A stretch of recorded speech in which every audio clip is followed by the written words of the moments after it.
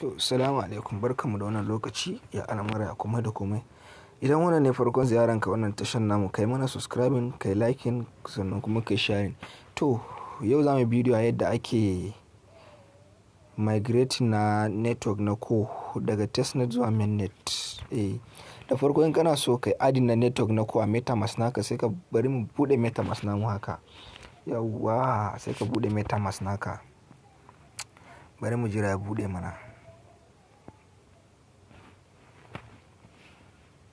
Yawwa, bari mu jira da yake Metamask yana da ɗan nauyi kaɗan.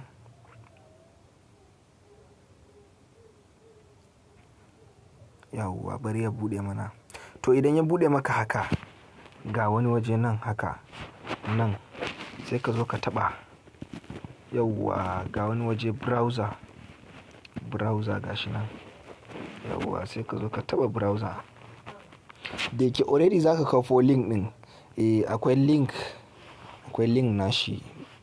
To sai ka zo nan wajen, ka zo sai ka taba, sai ka pasting na ainihin wannan nasu contract address nasu, sai ka zo ka taba search wannan. Yawwa, kun gani ko scan.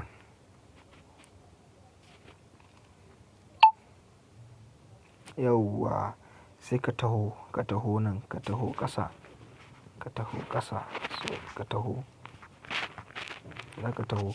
To ga wani waje add ko network, sai ka taba, sai ka taba wajen. Yawwa, gashi, sai ka zo nan ka taba approve. Kaga switch network. Yawwa, already yanzu yayi adding successful.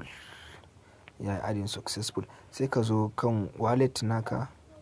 Kun gani wallet namu na ko ya dawo. Haka za ka yi. Allah ya bar sa'a. Haka za ka yi.